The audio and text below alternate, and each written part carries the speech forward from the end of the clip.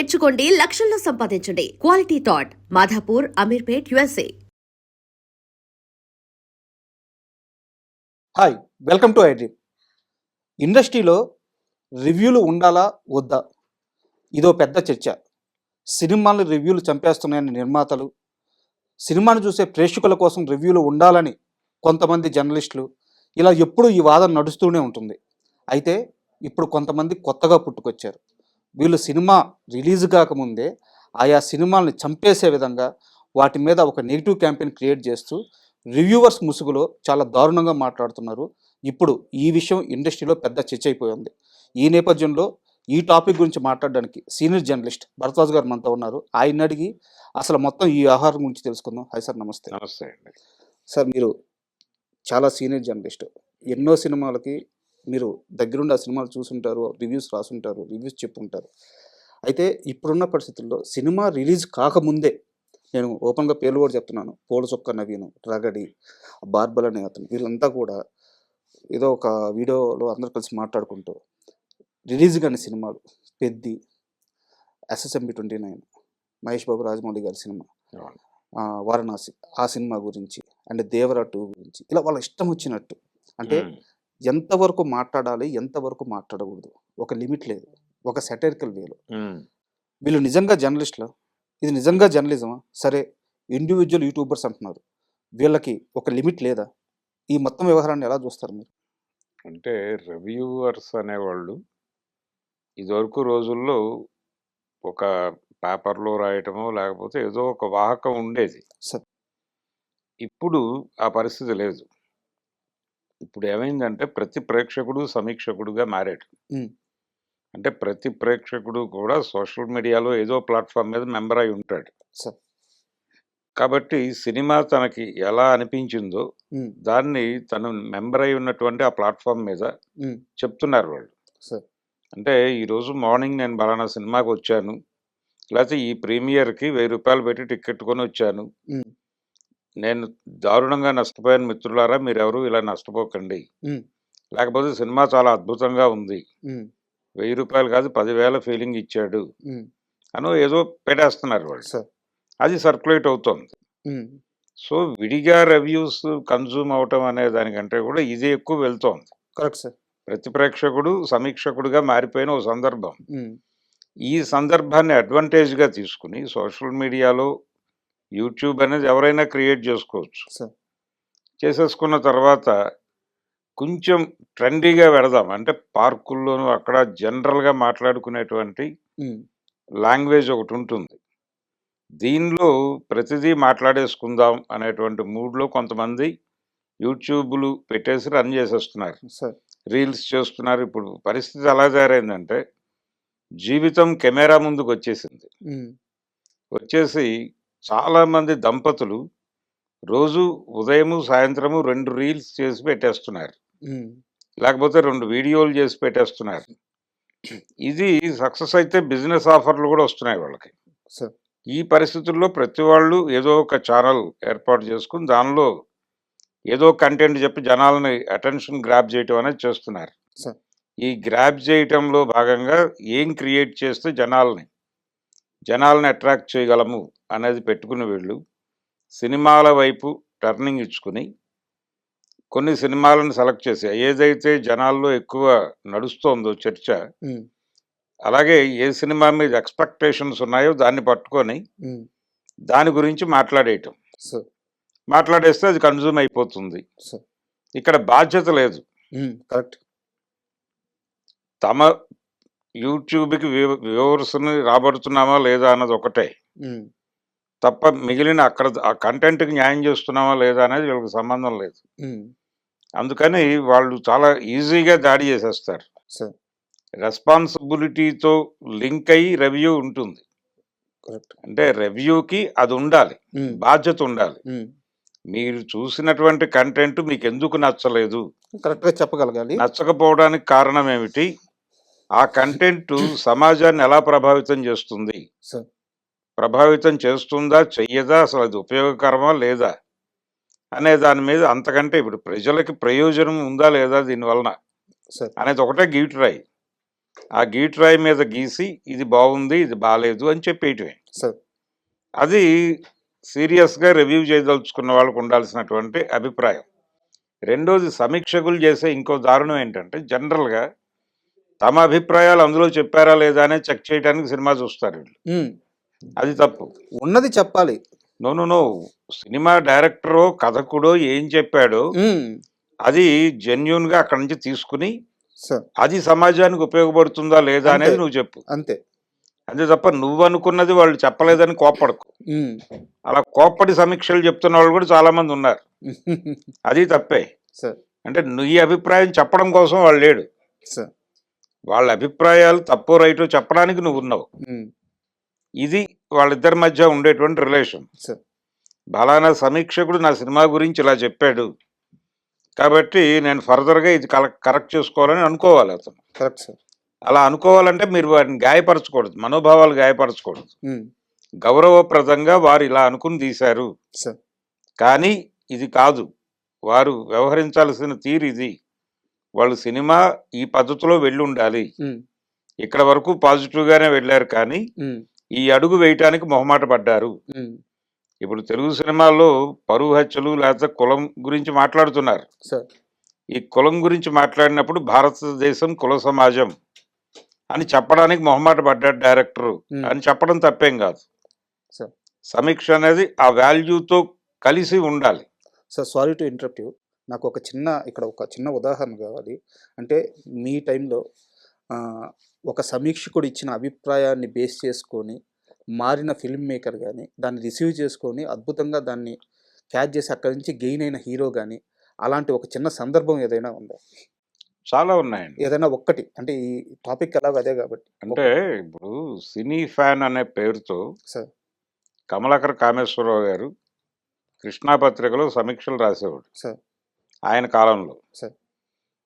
ఆయన రాసిన సమీక్ష ఒక సినిమా మీద, హెచ్ఎం రెడ్డి గారు తీసిన ఒక సినిమా మీద ఆయన సమీక్ష రాశాడు. సార్. రాస్తే ఆయన పిలిపించాడు మెడ్రాస్. ఈయన మచిలీపట్నంలో పేపర్ అది. సార్. అక్కడ రాసినటువంటి రివ్యూవర్ని పరిశోధించి ఆఫీస్ నుంచి ఆయన పట్టుకుని మెడ్రాస్ రప్పించి, నీ రివ్యూ చదివాను, మా సినిమాని చాలా దారుణంగా తిట్టావు నువ్వు అంటే, లక్ష్మమ్మ కథ, శ్రీలక్ష్మమ్మ కథ అని 2 సినిమాలు వచ్చినాయి పోటాపోటీగా. అందులో హెచ్ఎం రెడ్డి గారు తీసిన సినిమా మీద అటాక్ చేశాడు ఈయన. దీనికంటే అది బాగుంది అవతలది అని. మా సినిమాని నువ్వు దారుణంగా క్రిటిసైజ్ చేసావు, నాకు అది నచ్చింది. ఓకే. కాబట్టి మేము ఫర్దర్గా తీసే సినిమాలకు సంబంధించి ఇనీషియల్ స్టేజ్లోనే ఏమన్నా నువ్వు రివ్యూ చెయ్యి, ఆ రివ్యూకి మేము డబ్బులు ఇస్తాం. ఓకే. దాని ప్రకారం మేము ఇనీషియల్గానే కరెక్షన్ చేసుకుని ముందుకెళ్ళడానికి అవకాశం ఉంటుంది. నిన్ను ఎక్కడో చోట ప్లేస్ చేయాలి కాబట్టి డైరెక్షన్ డిపార్ట్మెంట్లో ప్లేస్ చేస్తాను ఓకే అని చెప్పాడు. కమలాకర్ కామేశ్వరరావు గారి ఇండస్ట్రీ ప్రవేశం అది. తర్వాత ఆయన గొప్ప గొప్ప సినిమాలు, ఆయన తర్వాత గొప్ప డైరెక్టర్ అయిపోయాడు. అలాగే గుడిపూడి శ్రీహరి గారు సితారాలో రాసినటువంటి రివ్యూస్ని ప్రామాణికంగా భావించి తాను డైలాగు చెప్పే పద్ధతిని మార్చుకున్నాను అని మెగాస్టార్ చిరంజీవి ఒక ఇంటర్వ్యూలో చెప్పాడు. చిరంజీవి డైలాగ్ డెలివరీ చాలా దారుణంగా ఉంటుంది, అతను ఒక ఎమోషన్లో చెప్తున్నాను అనే భ్రమలో పడి డైలాగుని తినేస్తున్నాడు అని ఒక రివ్యూలో రాశాడట ఆయన. ఓకే. అది చదివి ఆయన్ని కాంటాక్ట్ చేసి ఎలా ఎందుకు అనిపించింది మీకు అని అడిగి, ఓకే నేను ఇది కరెక్ట్ చేసుకుంటాను అని చెప్పి అక్కడి నుంచి కాన్షియస్గా డైలాగ్ మీద దృష్టి పెట్టాడు ఆయన. అది ఆయనే చెప్పుకున్నాడు ఒక ఇంటర్వ్యూలో, అది యూట్యూబ్లో ఉంది, చూడొచ్చు. ఆ పేరు గుర్తురాలేదు ఆయనకి, గుడిపూడి శ్రీహరి గారి పేరు, ఆ పేపర్ పేరు అది చెప్పి తర్వాత గుర్తు చేశారు ఎవరో కింద నుంచి. అలా చాలా సందర్భాల్లో చాలామంది రివ్యూవర్స్ని గౌరవించిన పరిస్థితి ఉంది, క్రిటిసైజ్ చేసిన వాళ్ళని గౌరవించిన పరిస్థితి ఉంది. అది కన్స్ట్రక్టివ్ క్రిటిసిజం అయితే డెఫినెట్గా ఆ అప్రిసియేషన్ దక్కుతుంది. మీరు టార్గెట్ చేస్తే ఇబ్బంది. సో ఇక్కడ నా ఎగ్జాక్ట్ క్వశ్చన్ అదే, అసలు రిలీజ్ కూడా కాని సినిమా మీద వీళ్ళు అభిప్రాయాలు చెప్పడం ఏంది? అవి కూడా అత్యంత దారుణంగా 'వారణాసి' ఖచ్చితంగా రాజమౌళి కెరీర్‌లో ఫస్ట్ ఫ్లాప్ అవ్వబోతుంది అని ఒక స్టేట్మెంట్ పాస్ చేస్తున్నారు. 'పెద్ది' సినిమా కథ నాకు ముందే తెలుసు. ఈ కథ కోసం ఇంత పెట్టి సినిమా తీస్తున్నారు. చికిరి చికిరి అని పాటలు పెడుతున్నారు అని చెప్పి ఒక స్టేట్మెంట్ పాస్ చేస్తున్నారు. 'దేవరా 2' ఉంటదా? ఉండదా? తర్వాత సంగతి. మేకర్స్ ఇప్పటిదాకా అఫీషియల్ అనౌన్స్‌మెంట్స్ ఇవ్వలేదు. ఇన్ని లక్షల మంది చూసే వీడియోలో 'దేవరా 2' ఉండదు. అది వేస్ట్. ఇలాంటి ఒక స్టేట్మెంట్. ఏం చేయాలి సార్ వీళ్ళని? అంటే జనరల్‌గా ఒక అజంప్షన్‌కి రావటం అనేది చేయొచ్చు ఎవరైనా. సార్. ఇప్పుడు ఆ సినిమాకి సంబంధించి ఒక విజువల్ స్టేట్మెంట్ ఇచ్చాడు ఆయన. సార్. రాజమౌళి గారు 'వారణాసి' సినిమాకి. ఇచ్చినప్పుడు ఆ సినిమా గురించినటువంటి కొంత స్పృహ మనకు దొరికింది. ఆ ఈవెంట్‌లో మాట్లాడిన సందర్భము, విజేంద్ర ప్రసాద్ గారి ప్రసంగము, రాజమౌళి ప్రసంగము, మహేష్ బాబు మాట్లాడింది, అక్కడ జరిగినటువంటి వ్యవహారం నుంచి సినిమా ఇలా ఉండబోతోంది అనేది మనకు కొంత హింట్ దొరుకుతుంది. దాని మీద మాట్లాడొచ్చు. హ్మ్. దాని మీద జెన్యూన్‌గా మాట్లాడొచ్చు. ఆ పర్టిక్యులర్ వీడియో మీద, ఆ పర్టిక్యులర్ స్టఫ్ మీద. దాని నుంచి మీకు అర్థమైంది ఏమిటి హ్మ్. అని. హ్మ్. హ్మ్. సినిమా ఎలా ఉండబోతోందో మీకొక ఇంప్రెషన్ వస్తుంది గదా! హ్మ్. హ్మ్. ఆ ఇంప్రెషన్ మేరకు మాట్లాడటం వేరు. హ్మ్. ఇదే ఉంటుంది ఆ సినిమాలో అని చెప్పడం వేరు. సార్. ఇది తెలిసి మాట్లాడటం అంటారు. హ్మ్. ఏది కాన్షియస్‌గానే వాళ్ళకి అందులో ఉండదని తెలిసి. హ్మ్. ఆ సినిమా ఎలా ఉంటుందో తెలీదు వీళ్ళకి. హ్మ్. రకరకాల అభిప్రాయాలను మిక్స్ చేసి మాట్లాడేస్తారు. ఒక 100 మంది ఆ రోజు ఆ విజువల్ స్టేట్మెంట్ వచ్చిన రోజు 100 మంది సీరియస్ రివ్యూవర్స్ మాట్లాడి ఉంటారు గదా! రాసుంటారు గదా! వాటన్నిటిని తీసుకుని, హ్మ్. వాటిలో నుంచి కొన్ని పాయింట్స్ తీసుకొని వీళ్ళ జ్ఞానం కలిపి వీళ్ళ లాంగ్వేజ్‌లోకి వాటిని అనువదించుకుని హ్మ్. మాట్లాడేస్తున్నారు. సార్. అదే చేస్తోంది వీళ్ళు. హ్మ్. ఎప్పుడైతే ఆ కంటెంట్ సీరియస్ కంటెంట్ వీళ్ళ లాంగ్వేజ్‌లోకి వచ్చిందో, వీళ్ళ ఇడియమ్స్‌తో పాటు అంటే వీళ్ళు వాడేటువంటి పారిభాషిక పదాలు ఉంటాయి కొన్ని. సార్. అవి వల్గర్‌గా అనిపించొచ్చు. కానీ వాళ్ళ గ్రూప్‌లో అవి సాధారణం. వాళ్ళది మాట్లాడతారు. హ్మ్. అది వాళ్ళకి వాడుక భాష. హ్మ్. ఆ వాడుక భాషలో వాళ్ళు మాట్లాడేస్తే అది కనెక్ట్ అయ్యేవాళ్ళు చూస్తారు. హ్మ్. ఇది వాళ్ళ టార్గెట్. ఆ సినిమా గురించినటువంటి జెన్యూన్ రివ్యూ చెప్పాలనేటువంటి ప్రోగ్రామ్ కాదు. ఓకే. అటాక్ చేయటమే. హ్మ్. వాళ్ళ మోటివే అది. హ్మ్. హ్మ్. అంటే తాము సినిమాని విమర్శిస్తే తప్ప హ్మ్. అని ప్రశ్నించటం కాదిక్కడ. ఆ సినిమాకున్నటువంటి క్రేజ్‌ని సొమ్ము చేసుకోవాలనే తాపత్రయం. హ్మ్. ఆ ప్రాజెక్ట్ మీద ఉన్నటువంటి రకరకాల మందికి దాని మీద ఒక ఇంప్రెషన్ ఉంటుంది. హ్మ్. అభిమానులు ఉంటారు. ఇప్పుడు 'రామ్ చరణ్' సినిమా లేదు, 'చిరంజీవి' సినిమా, లేదా 'బాలకృష్ణ' గారి సినిమా, వీటికి ఒక అభిమానుల గొడవ ఒకటుంటుంది. హ్మ్. ఆ ఏరియాలో వేస్తే వాళ్ళందరూ ఒకళ్ళకొకళ్ళు షేర్ చేసుకొని మరీ విని వీళ్ళని తిడతారు. ఓకే. దానికి కూడా ప్రిపేర్ అయ్యి ఉంటారు ఈళ్ళు. హ్మ్. దాడులకి ప్రిపేర్ అయ్యే కాంట్రోవర్సీలోకి దిగుతారు. హ్మ్. దిగిన తర్వాత వాళ్ళందరూ సర్క్యులేట్ చేసుకుని ఈ వీడియోకి ఒక విపరీతమైన రీచ్ ఏర్పాటు చేస్తారు. అంతే. అంటే ఇక్కడ నైతికత అనేది ఒకటి ఉంటది కదా సార్. ఒక అవును. సినిమాకి 300,00,00,000, 400,00,00,000 పెట్టుబడి పెడుతున్నారు. హ్మ్. కొన్ని వేల మంది 2, 3 సంవత్సరాలు కష్టపడి సినిమాని తీస్తున్నారు. నేను రివ్యూస్ ఖచ్చితంగా ఉండాలి అనుకోని బలంగా నమ్మే వ్యక్తిని సార్. సినిమా రిలీజ్ అయిన తర్వాత ఆ సినిమా ఎలా ఉంది అని చెప్పడంలో తప్పు లేదు అని భావించే వ్యక్తిని. ఎవరైనా చెప్పొచ్చు. దానికి జర్నలిస్ట్ అవసరం లేదు. సీనియర్ జర్నలిస్ట్ అవసరం లేదు. రూ. 1000 పెట్టి, రూ. 100 పెట్టి టికెట్ కొన్న ప్రతి ఒక్కడు ఆ సినిమా ఎలా ఉందో వాడి పాయింట్ ఆఫ్ వ్యూలో చెప్పొచ్చు. చెప్తున్నారు. బట్ సినిమా రిలీజ్ కాకముందు ఆ సినిమా ఖచ్చితంగా ఫ్లాప్ అవుద్దని చెప్తున్న వీళ్ళకి నైతికత ఎంత ఉంది?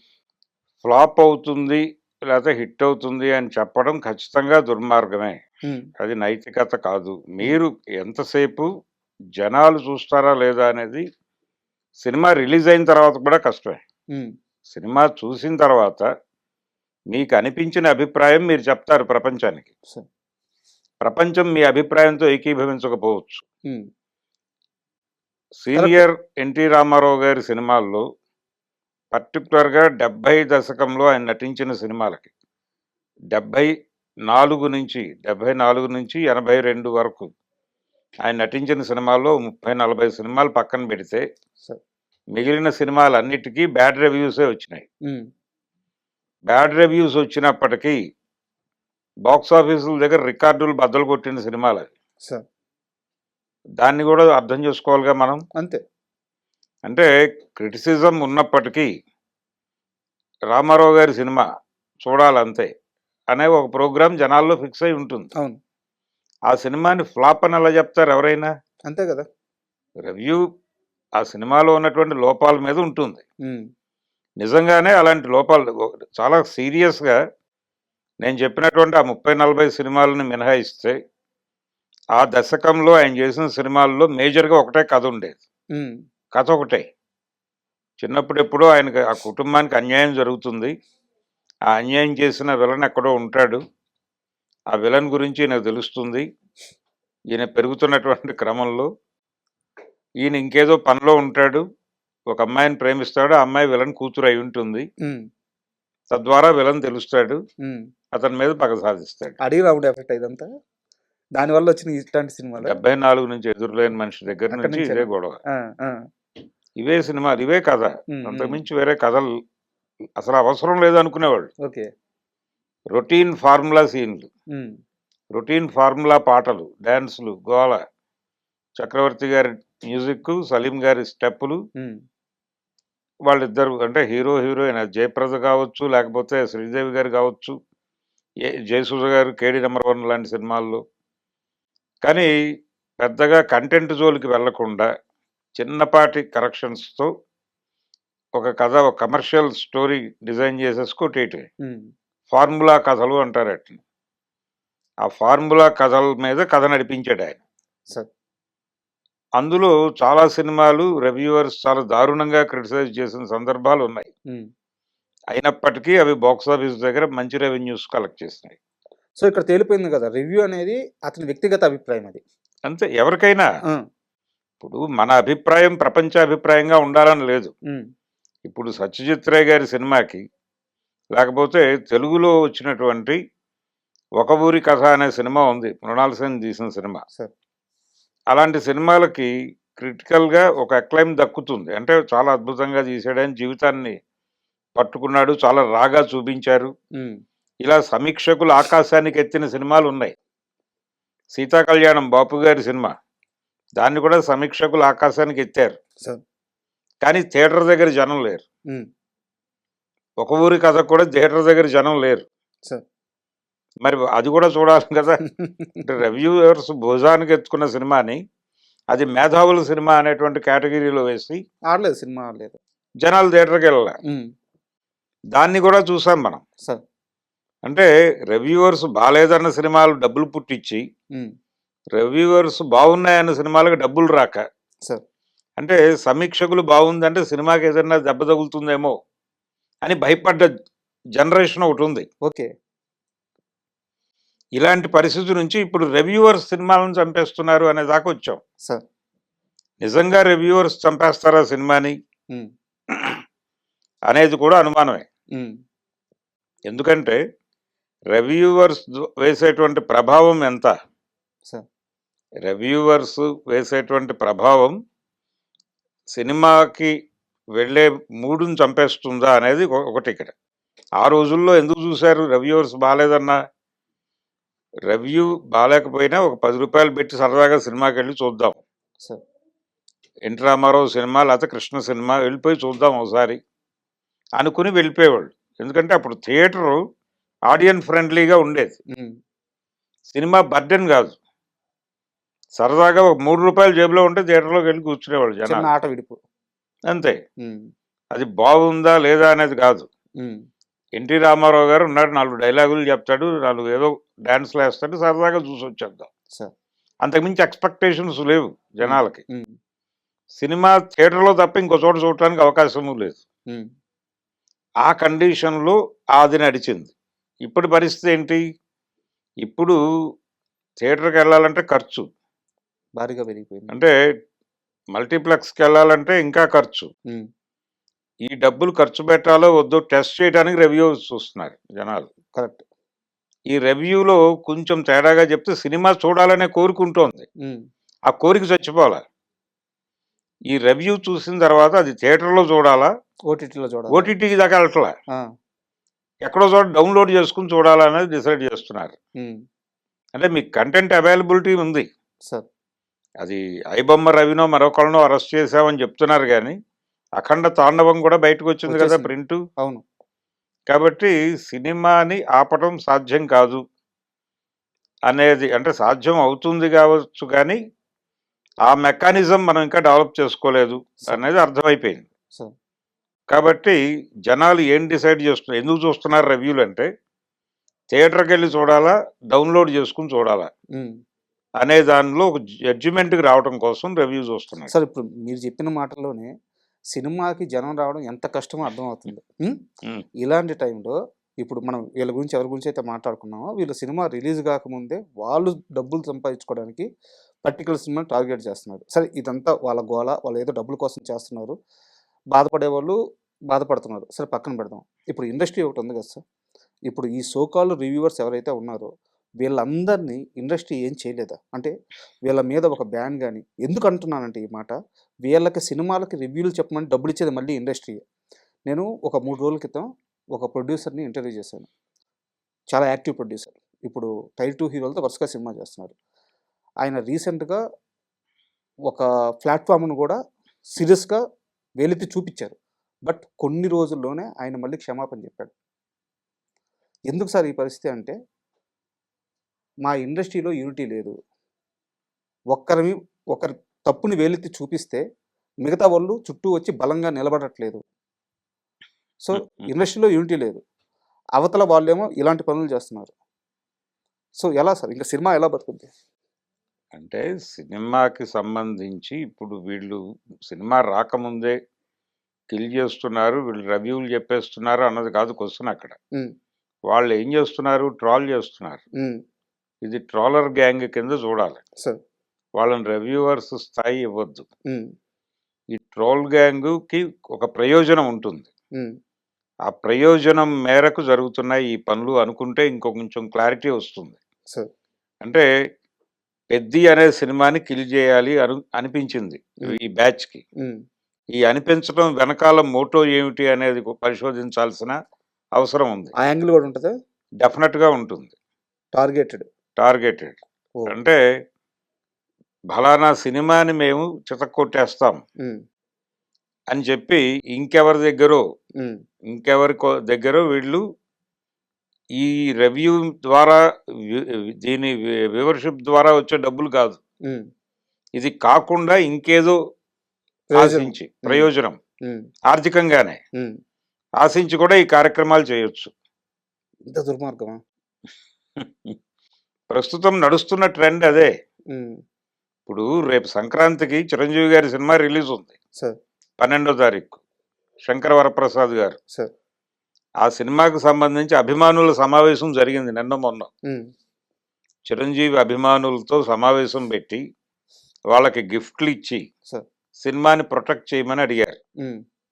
అంటే వాళ్ళ ఉద్దేశం ఏంటి, ఈ రివ్యూల పేరుతోనో మరో పేరుతోనో సినిమా మీద ట్రోల్ గ్యాంగ్స్ విరుచుకుపడే ప్రమాదం ఉంది, హ్మ్. వాళ్ళ నుంచి సినిమాని కాపాడండి, సార్. సోషల్ మీడియాలో మీరు యాక్టివ్గా ఉండి హ్మ్. అని ముందస్తుగా ప్రిపేర్ చేశారు వీళ్ళు. మెగాస్టార్ అయినంతట ఆయనే జాగ్రత్త పడాల్సిన పరిస్థితి. ఆ, ఎందుకంటే ఇప్పుడు మొన్న రిలీజ్ అయినటువంటి బాలకృష్ణ సినిమా ఉంది, సార్. దానిలో కంటెంట్కి సంబంధించి 100 గొడవలు ఉండొచ్చు, కానీ మేకింగ్ సైడు తను ఏం తీయదలుచుకున్నాడో అది నిజాయితీగా తీసాడు ఆయన. సార్. కంటెంట్లో 100 లోపాలు ఉన్నాయి, దాని గురించి విడిగా మాట్లాడొచ్చు. హ్మ్. కానీ టోటల్గా సినిమా మీద కంటెంట్ మీద కూడా వీళ్ళకి ప్రాపర్ డెసిషన్ లేదు, జడ్జిమెంట్ లేదు. సార్. ఆ విజువల్ మీద జడ్జిమెంట్ లేదు. వాంటెడ్గా మూస కొట్టినట్టుగా సినిమా మీద ఒక బ్యాడ్ ప్రాపగండా చేయటం కోసం హ్మ్. ఈ రివ్యూస్ చెప్పిన వాళ్ళు ఉన్నారు, ట్రోల్ చేసిన వాళ్ళు ఉన్నారు. హ్మ్. వీళ్ళందరూ ఇతర హీరోల అభిమానులు అనేటువంటి కేటగిరీలో వేసి బాలకృష్ణ గారి అభిమానులు కూడా దాడులు చేశారు. సార్. ఈ ఘర్షణ వాతావరణం చూసిన తర్వాత, ఆన్‌లైన్ వార్. ఈ ఆన్లైన్ వార్ హ్మ్. చూసిన తర్వాత దీని ప్రభావం తన సినిమా మీద పడుతుందేమో. హ్మ్. అంటే ఇక్కడ చిరంజీవి గారి అభిమానులు ఇన్వాల్వ్మెంట్ ఉంది అనేటువంటి మాట వస్తే బాలకృష్ణ గారి అభిమానులు దీన్ని టార్గెట్ చేసే ప్రమాదం ఉంది. హ్మ్. ఇప్పుడు ఇక్కడ జరిగే ట్రోల్లో బాలకృష్ణ గారి అభిమానులు అధికంగా ఉన్నారనేది తెలిస్తే రేపు బాలకృష్ణ గారి సినిమా రిలీజ్ అయినప్పుడు వీళ్ళు దీనికి పగ అక్కడ తీర్చుకుంటారు. ఇది ఒక సైకిల్ అయిపోతుంది. ఇది ఒక సైకిల్ కింద మారుతోంది. దానిలో వీళ్ళు కూడా భాగస్వామి. తెలియకుండానే వీళ్ళు భాగస్వామ్యం అయిపోతున్నట్టున్నారు ఫ్యాన్స్ కూడా. తెలియకుండా ఫ్యాన్స్ ఓకే, ఫ్యాన్స్ కాదు నేను అంటోంది. ఉమ్. ఈ మీరు చెప్తున్నటువంటి రివ్యూ బ్యాచ్ సరే వాళ్ళు ఇంక వాంటెడ్ గా కావాలని చేస్తున్నారు. వాళ్ళు అప్రోచ్ అంటే ఇప్పుడు గతంలో కూడా ఉంది ఈ ప్రాబ్లం. ఉమ్. కొన్ని పత్రికలు ఉండేవి. ఆ పత్రికల వాళ్ళు ఒక హీరోను ఎవరి దగ్గర నుంచో డబ్బులు ఆశించి ఉమ్. వాళ్ళ వ్యతిరేకమైనటువంటి వాళ్ళు వాళ్ళతో పోటీలో ఉన్నవాళ్ళు వాళ్ళ సినిమాలని వాళ్ళ న్యూస్ని కిల్ చేసేటువంటి ప్రయత్నం చేసేవాళ్ళు. ఓకే. అలాంటి పత్రికలు తెలుగులో కూడా నడిచినాయి. హిందూ నేషన్ అని ఒక పత్రిక ఉండేది. ఉమ్. అలాగే కాకడా అనే ఒక పత్రిక ఉండేది. కామేశ్వర శర్మ గారని దాని ఎడిటరు ఓనరు ఆయనే. సార్. వారు కూడా ఇలాంటి చిలిపి దాడులు చేసేవారు, ఉమ్. టార్గెట్ చేసే వాంటెడ్గా. అలాంటి సందర్భమే ఇప్పుడు మనం మళ్ళీ చూస్తున్నాం డిజిటల్ ప్లాట్ఫామ్ మీద. ఉమ్. మీ వ్యతిరేకుల సినిమా రిలీజ్ అవుతోంది, మేము దాన్ని కిల్ చేసేస్తాం, మాకు ఎంత ఇస్తారు? ఎంత ఇస్తారు? ఇదే ప్రోగ్రాం. ఇది ఎవరి దగ్గరికైనా వెళ్తారు. ఇప్పుడు దీన్ని అడ్డుకోవాల్సిన బాధ్యత ఫ్యాన్స్ మీద ఉంది. ఉమ్. ఇప్పుడు మీ సినిమా కిల్ అవుతోంది, ఆ సినిమా కూడా కిల్ అవుతోంది. సార్. మీ ప్రత్యర్థి సినిమా చచ్చిపోతోంది, మీ సినిమాని వాళ్ళు చంపేస్తున్నారు. ఉమ్.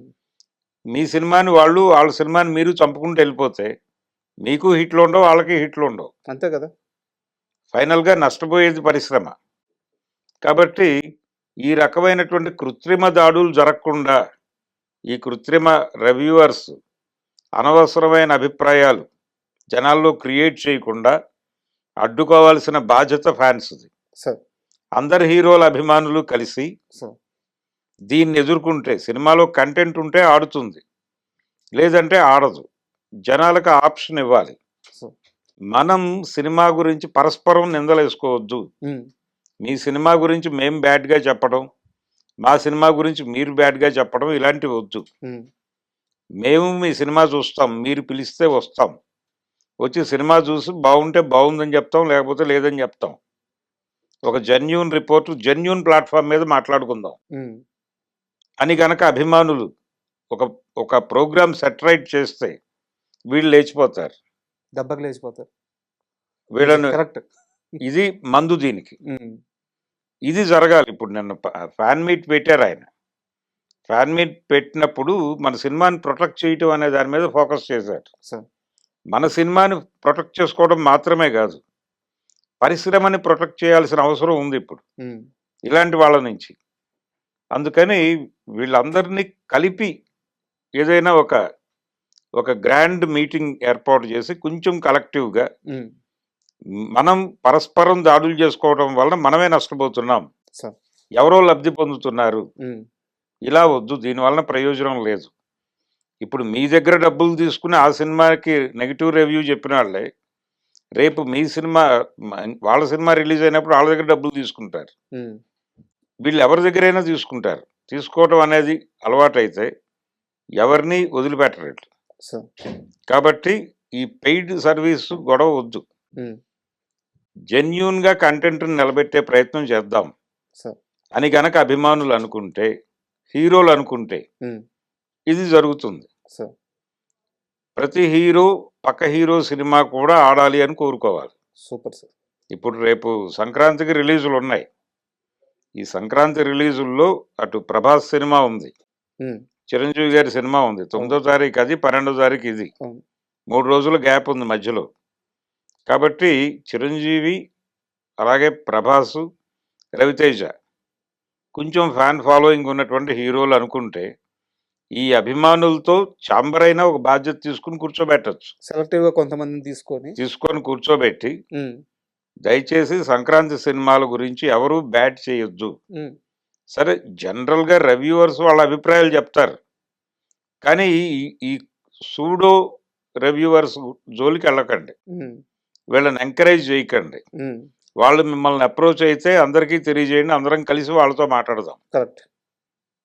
అని గనక ఒక అభిప్రాయానికి వస్తే ఆటోమేటిక్గా ఈ ఫాల్స్ రివ్యూస్ అనేవి లేచిపోతాయి. కంటెంట్ మీకు అర్థమవుతుంది కొంత, ఉమ్. వాళ్ళ ప్రమోషనల్ యాక్టివిటీ నుంచి సినిమా ఎలా ఉండబోతోంది. అవునవును. ఇలా అనిపిస్తోంది నాకు, ఈ సినిమా సమాజానికి హాని చేస్తుందని నేను భావిస్తున్నానని చెప్పడం ఓకే, అది వేరు. అలా కాకుండా అటాకింగ్గా సినిమా టోటల్ సినిమా చూసాం, బాలేదు, షూటింగ్లో మా ఫ్రెండ్ ఒకడు ఉన్నాడు, వాడు చెప్పాడు సినిమా చాలా డొల్ల ఉందని, ఇవి మాట్లాడుతున్నారు వీళ్ళు. అవును, ఇది ప్రమాదం. సార్. ఈ రకమైనటువంటి అభిప్రాయాలను స్ప్రెడ్ చేయడం ద్వారా ఒక కంటెంట్ని చంపేయాలనుకోవడం చాలా దుర్మార్గం. సార్, ఏ కంటెంట్ అయినా కావచ్చు, వాళ్ళు దాన్ని తీసి రోడ్డు మీద పెట్టినప్పుడు వాళ్ళు ఏం చెప్పదలుచుకున్నారో అనేది ముందు అర్థం చేసుకోండి. అది సమాజానికి ఉపయోగపడుతుందా లేదా అనేది చెక్ చేసుకోండి. పోనీ ఆ కళారూపానికి ఏమైనా న్యాయం జరిగిందా అనేది చూడండి. ఈ మూడిట్లో ఏది జరిగినా దాన్ని క్షమించవచ్చు, ఏది జరగకపోయినా విమర్శించవచ్చు, అక్కడ వరకే. అంతకు మించి పర్సనల్ లెవెల్కి వెళ్ళి అటాక్ చేస్తున్నారు ఇట్లా, అది ప్రమాదం. సో అంటే నిజానికి ఇది చాలా చిన్న విషయం అనిపించవచ్చు, కానీ ఇండస్ట్రీ వర్గాల్లో కానీ ఇప్పుడు ఎవరైతే సినిమా లవర్స్ ఉన్నారో కానీ గత 3-4 రోజులుగా దీని మీద పెద్ద చర్చ నడుస్తుంది. బట్ మీరు ఇచ్చిన ఆ చిన్న ఆలోచన నిజంగా వర్కౌట్ అయితే చాలా అద్భుతంగా ఉంటుంది. And thank you very much. And for more videos, Please subscribe to iDream. Please subscribe to iDream. Please subscribe iDream. And please subscribe to iDream. For more videos, subscribe to iDream. please like, share and subscribe to the channel. Congratulations, iDream. Subscribe to iDream. Subscribe to iDream. So subscribe to iDream Media. iDream की iDream team अंदर की huge congratulations. Please subscribe iDream Media. Please subscribe to iDream. Subscribe iDream. Please subscribe to iDream. iDream అంటే నా కళల ఛానల్ను subscribe చేసుకున్న నోరు తిరుగుతలేదు, మీరైతే గంట గుర్తు కొట్టండి. For more such videos, please subscribe to iDream. Subscribe to iDream. Please subscribe to iDream. Please subscribe iDream Media. Please do subscribe to iDream. Please subscribe to iDream Media. For best entertainment and information, please subscribe iDream. And don't forget to subscribe to iDream.